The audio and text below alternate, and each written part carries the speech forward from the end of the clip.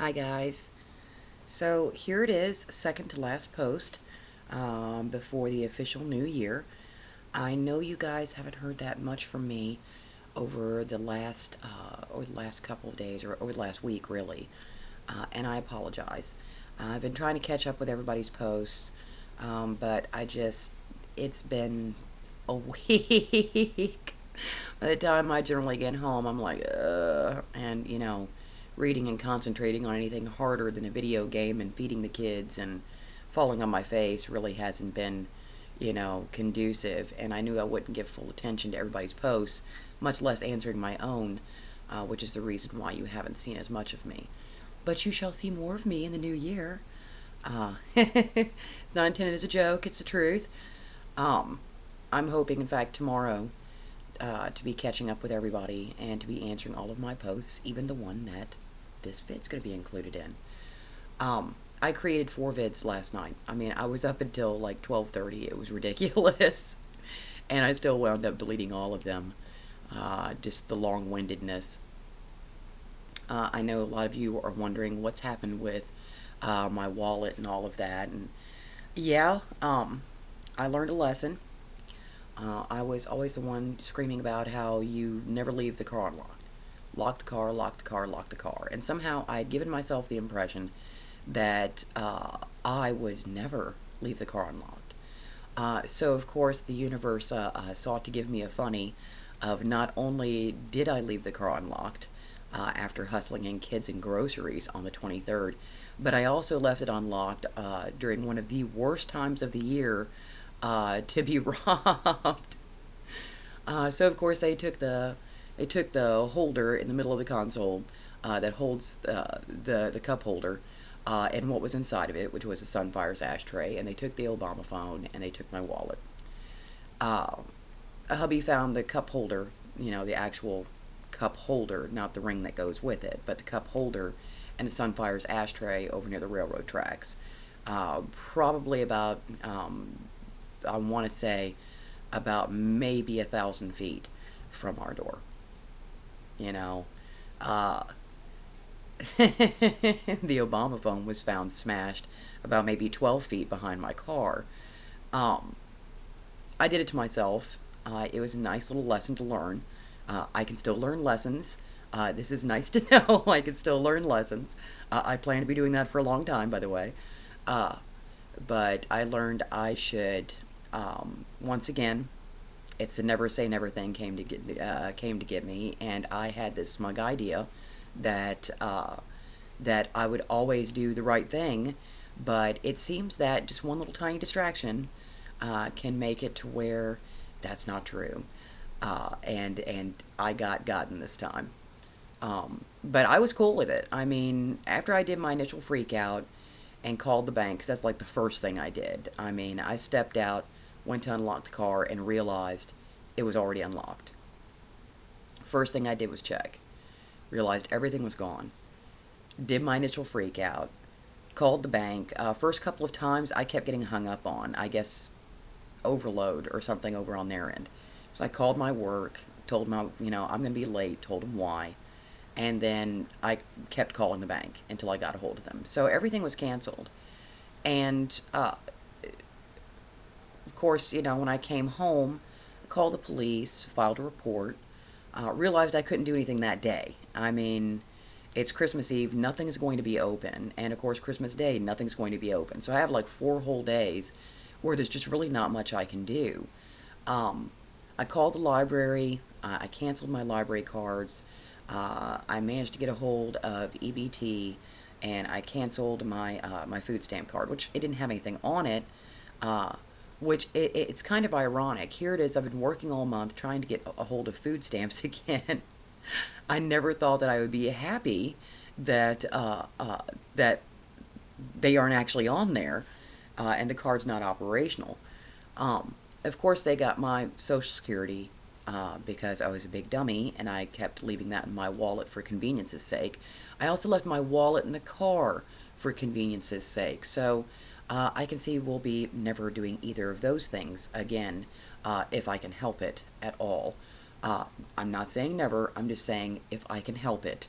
Um, So, but I've got something nobody else has got. Well, very few people have. Since I worked that miserable post office job in 2014, I was listed in the databases when they got broken into. Now, most people might go, oh my goodness, this is so unfortunate. You know, there's so much that can go wrong. Well, the government's providing for that. Doesn't make a difference the reason, doesn't make a difference whatever. I mean, for the next 2 or 3 years, if somebody tries to grab my identity, I actually have a piece of paper where I can call a 1-800 number and get it cleared up.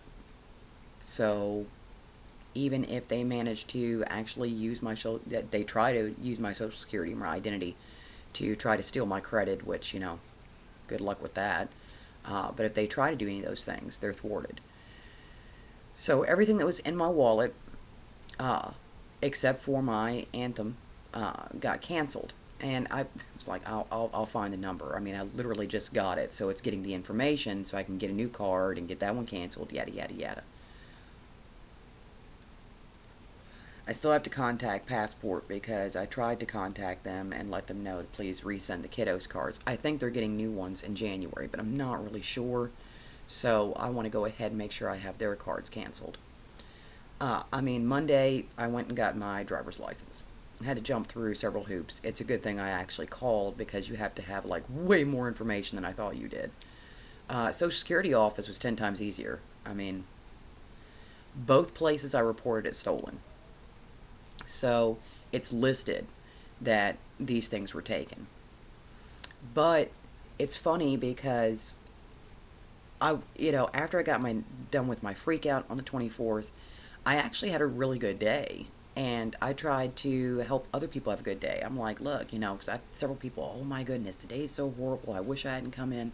And I'm like, yeah, it's Christmas Eve. I totally get that. But what's going on with you? And they tell me, I'd be like, well, my wallet was stolen this morning. I'm still smiling. So, smile, sweetie. Trust me, it gets better. So I kept, from that point on, I mean, as soon as I got in my vehicle and I got to work and I started thinking about it, I'm like, it could have been so much worse. My vehicle could have been damaged. Somebody could have been hurt. So none of these things happened, and and that's awesome. So that's definitely something to smile about. And everything will be taken care of. It'll just take some time. So that's something to smile about. And I just thought from that point on, I know my wallet's going to be returned to me. So I just started mentally thanking whoever did it. When I came back from the Social Security office on Tuesday with a letter saying, that it's coming to me, and this is how many days it'll take to get here. And this is who I can call if I need to check on my Social Security and on, check with the different credit bureaus, which was really cool of them. I mean, I appreciated that. But I come home and my husband hands me my wallet.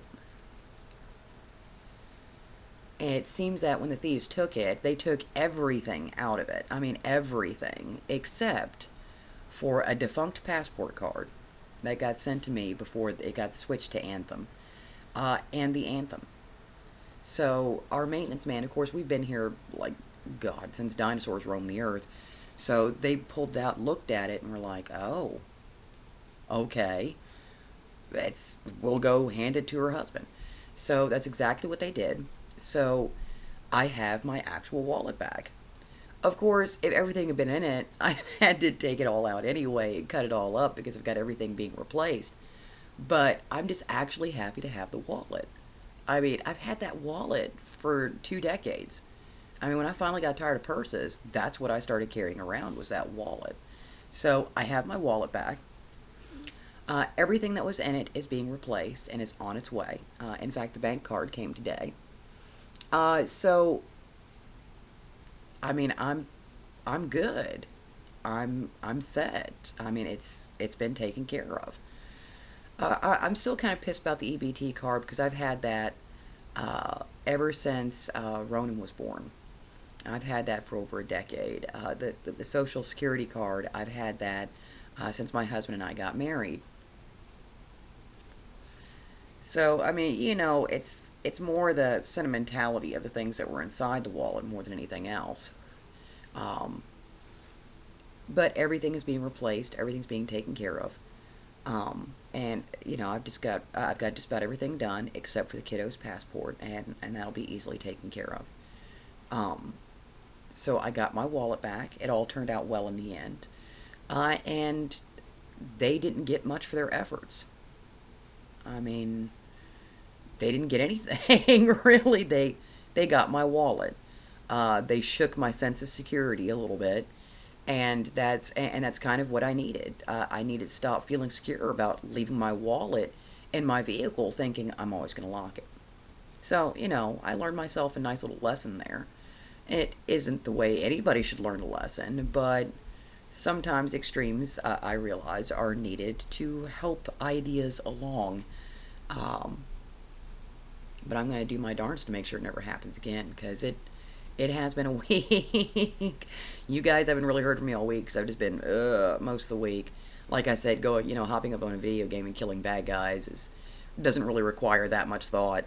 But actually, answering a friend's post and, reading the post and thinking about the post, much less my own, without sounding like an inane idiot, uh, that takes some thought, that takes some effort, and I'd rather be able to extend that effort, which should be coming tomorrow. Um, as for my job, technically we graduated today, which is awesome. I mean, there was a little hoopla and all this silliness, and all these managers showed up, and everybody's like, yeah, you're awesome, you rock. I mean, it was completely silly. I think they realized it was silly, but it makes you feel good. And after you've been at this for a month, that's, it's a small gesture on their part. But it really, the day was pretty good, but it made the day better. Um, it was an open note, which he started passing out the notes because, I mean, there was a hitch with the actual test. It was a paper test. His supervisor made the copies, but only copied one side, didn't copy both sides. So we only had half the questions. Well, instead of trying to go and reprint everything, because we have to have all this done by a certain time, he, graded the test on the curve of how many questions we have. Of course, this limited how many we could get wrong. I've graduated, and I still don't have the virtual computer I need to be able to do my job. Now, this wouldn't be such an issue, except for the fact this virtual computer is also how I clock in and out. Yeah, this is how I get paid. This virtual computer is how I get paid. So it has to be on. I mean, I have to have it. Uh, so it's just highly amusing to me. I mean, at first it was like, what? Week 2, it was irritating. Week 3, it's actually amusing. And like I said, I really think the gods are trying to tell me something. But, I mean, I got a lot of good things out of it. I'm 38 years old. I learned more about banking and finance than I have working rather close with the industry. And I've learned more about credit cards and stuff that I think everybody should know while being in this training class. So I don't have the virtual computer I need. I mean, that's kind of a bad thing. I mean, there was 2 of us in the class. There were like 7 or 8 classes that rolled through while we were there. Some of them, last about maybe a week, maybe 2 weeks. Some of them were coming at the end of the month. I mean, all these people got their virtual computers. I didn't get mine.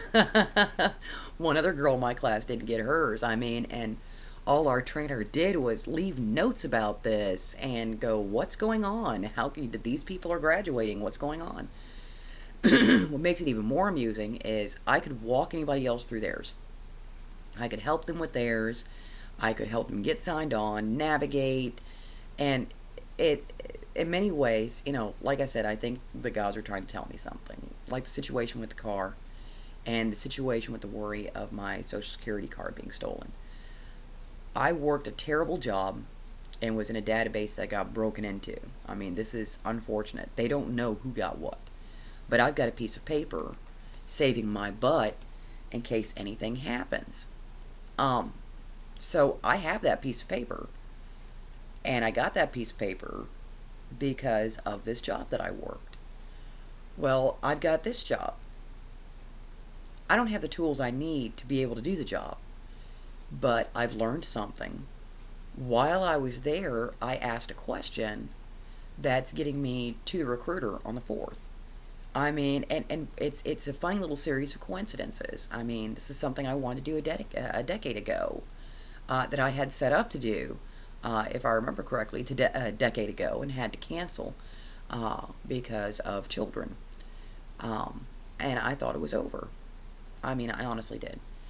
But it turns out that's not the case, and it was just an offhand joke. One that, for like 2 seconds, I even thought about not asking because, I mean, it's just silly, and it's just me being silly, and there are people with important questions. But I asked anyway. I took the opportunity, I asked anyway, and I got information. And from that information, I made a phone call, and I have got an interview of sorts. And that's a whole new exciting thing there. And the great thing is that when I get done there, because I, started to work with this company, I can come back and do it. And do a refresher, do whatever it is I need to do, and just hop right back in. But I don't plan to do that for a long, long time.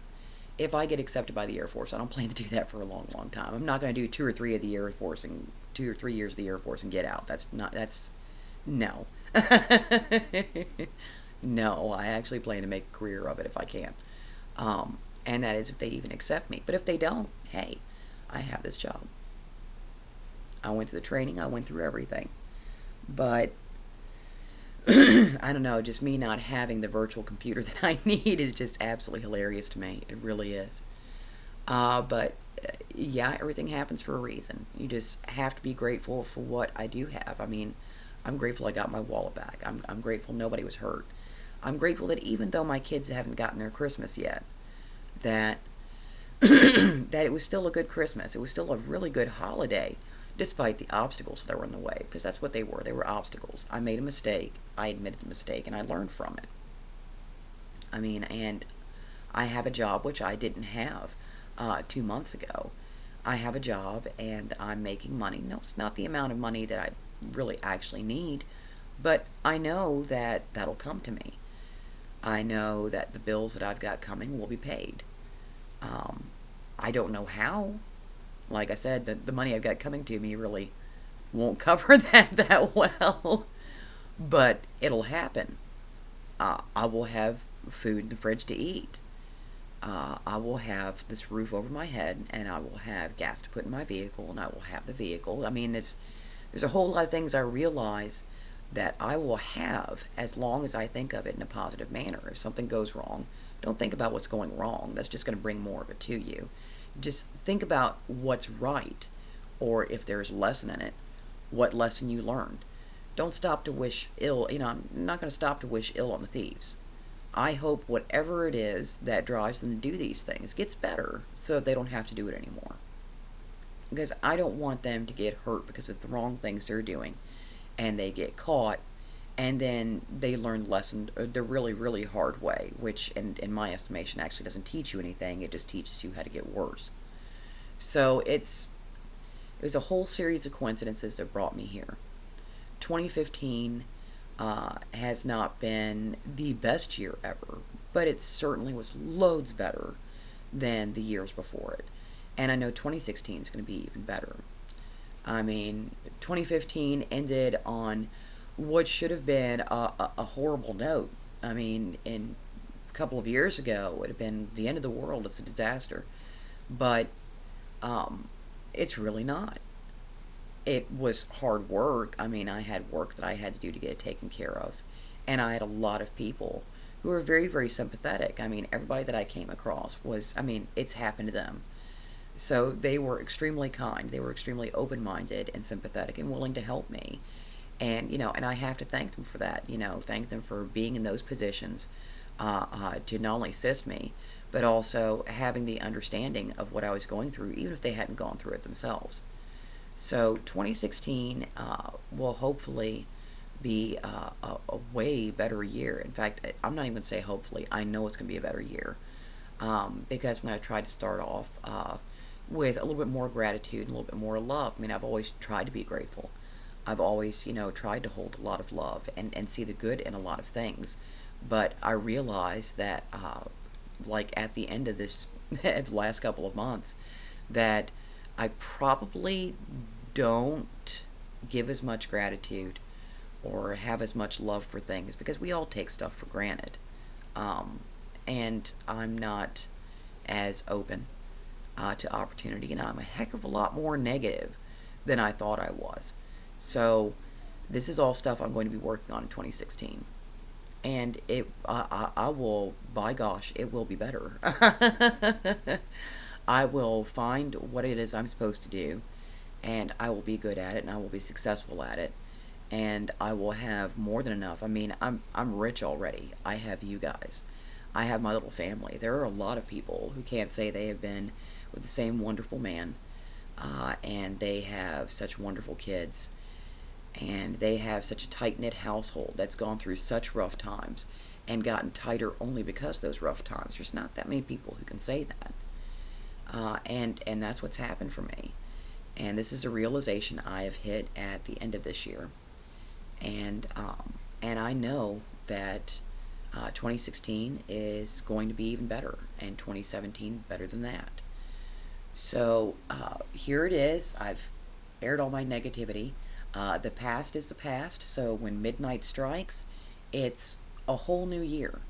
It's a whole new way of doing things, clean slate.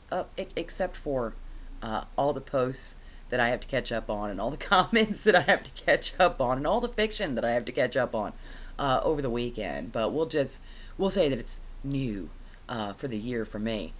But here is to a happy new year for everyone.